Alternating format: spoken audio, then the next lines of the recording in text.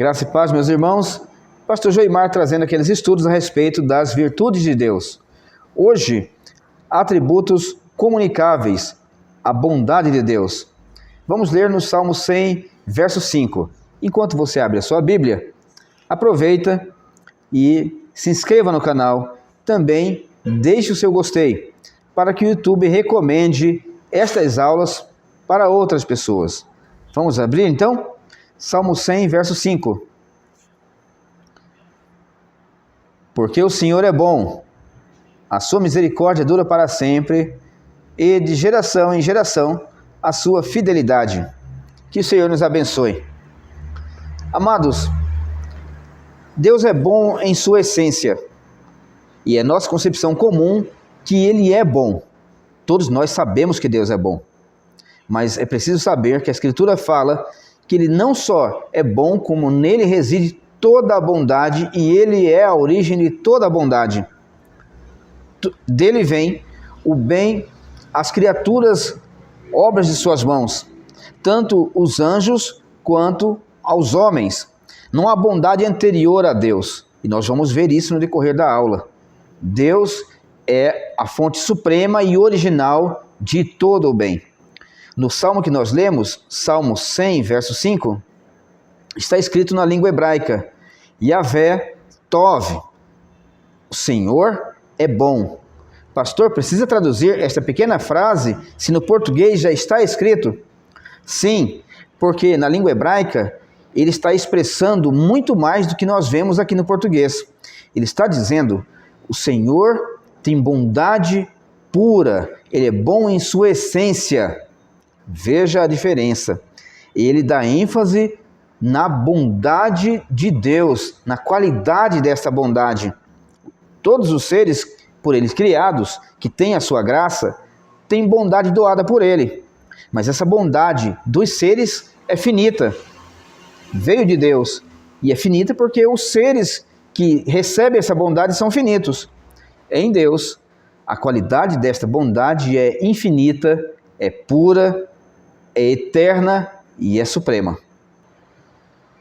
Então, sobre a bondade de Deus, a comparação com a bondade nas criaturas é necessária para nós vermos o abismo existente entre a bondade que reside em Deus, que é originada nele, é essencial nele, e a bondade derivada, que é a bondade da criatura. Existe um abismo de eternidade nessa bondade do homem e na bondade de Deus. Então, continuando com Stephen Charnock, ele diz: o homem não tem nenhuma bondade nele próprio. Deus não tem nenhuma bondade oriunda de fora de si próprio. Veja a diferença. A bondade de Deus não vem de fora, mas vem de dentro.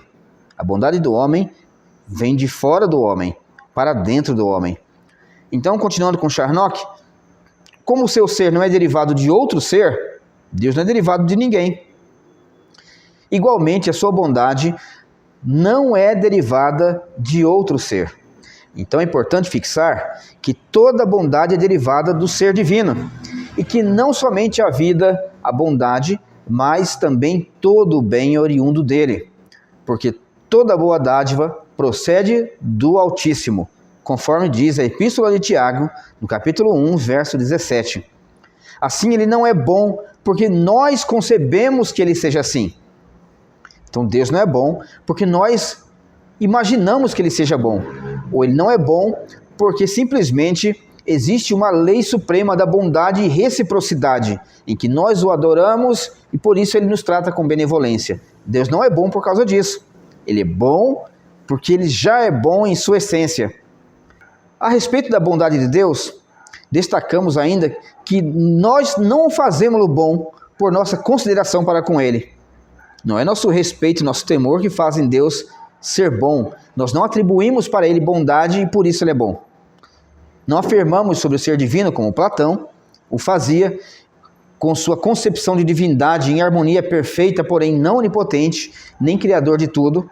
Nós não fazemos como Platão fazia, que existia uma bondade naquele ser, mas que ele seguia uma regra geral de bondade. Para nós, vamos ler agora novamente em Gordon Clark. havia um mundo de ideias para Platão, dele ao qual ele devia, esse Deus para Platão, de conformidade moral ser correspondente. Então Deus, lá para Platão, criou o nosso mundo neste plano, em tal visão. Deus, para Platão, não é soberano. Existe um princípio de bondade e justiça independente de sua vontade, e ele deve se submeter a este princípio para ser um Deus bom. Resumindo, Platão concebia um Deus que obedecia leis anteriores a ele, já existentes, de bondade, de fidelidade, de reciprocidade. Nós não entendemos na Escritura desta forma, a Escritura não fala dessa forma. Para Platão, então, mesmo o ser divino, na sua concepção, estava atado a fatores morais e éticos superiores e externos a ele, os quais estava subjugado. Como eu disse, na Escritura Sagrada, Deus não está sujeito a fatores exteriores a ele. Ele é a bondade suprema, do qual deriva toda a bondade e toda a concepção de bem, em todo o mundo, seja no mundo físico ou espiritual. Ele é bom em si mesmo, e ele é o supremo bem, e ele é o nível moral dele mesmo. Deus não precisa obedecer nível moral externo. Ele é o supremo nível moral de todo o universo.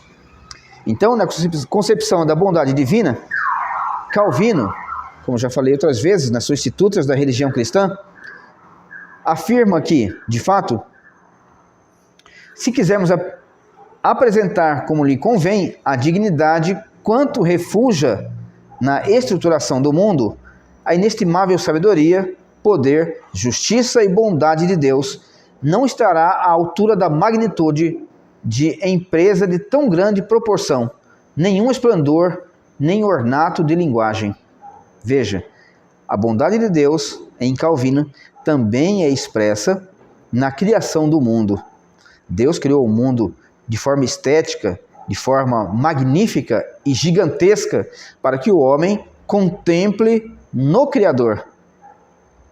Como assim, pastor? Deus criou o mundo para que nós atentemos para o Criador. Lembra do Salmo 19? Os céus proclamam a glória de Deus e o firmamento anuncia as obras de suas mãos. E os céus não existem para que nós admiremos sua beleza e fixemos somente na sua beleza. O firmamento e o mundo não existem para que nós fiquemos vislumbrados por sua beleza e nela devotemos todo o nosso esforço, esquecendo-nos que existe um Deus. Ao contrário, o mundo e os mistérios do mundo foram criados para que nós atentemos para a grandeza e a bondade soberana do Criador. Então o mundo aponta para Deus. Tá bom? Portanto, para João Calvino, esta concepção de bondade de Deus pode ser expressa na obra da criação, com suprema revelação dessa bondade para o nosso benefício e a revelação de sua imensa glória, que é uma grande generosidade da parte de Deus. Deus não precisava criar. Ele estava, como eu disse em algumas aulas anteriores, ele estava feliz, satisfeito, eterno, completo, todo-poderoso e soberano, sem nada ao seu redor. Não sentia falta de nada e nem sente falta de nada. Eis o fato dele ser o supremo bem. Mesmo não sentindo falta de nada, misericordiosamente, ele cria o mundo e tudo que nele há. Continuando, vamos ver um pouco alguns pontos da bondade de Deus de forma aplicada, então, neste estudo. Então, ele é bom, e isto é visto em sua generosidade em criar o mundo por completa bondade. Ele não precisa de nada em troca para criar. Não precisa de louvor dos homens, não precisa de aplauso dos homens, nem da adoração dos homens, nem dos anjos, quaisquer que sejam. Deus não precisa.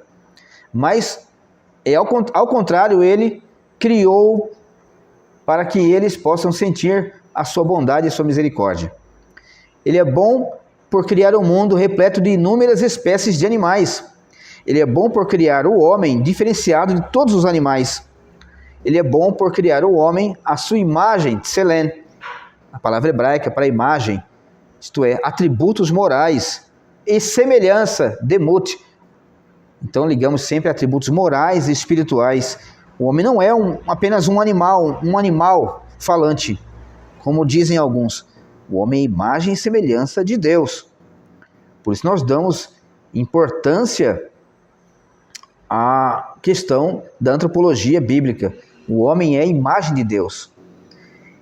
Deus é bom por ter criado o homem e feito uma aliança com ele, para que este dominasse como um mordomo a terra e todos os animais. Veja a bondade de Deus aplicada de vários modos na vida da raça humana.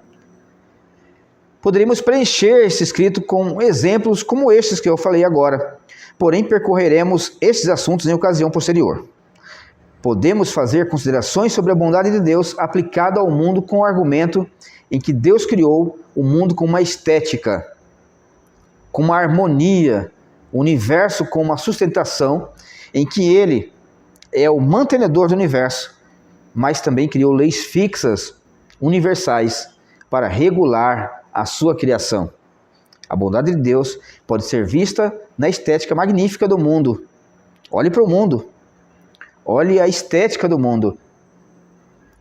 Deus criou o contraste de animais, de cores, de formas, de poderes, para que nós admiremos a sua majestade, o seu poder, e nós presenciemos em nós mesmos, inclusive, a sua bondade, sua grande bondade.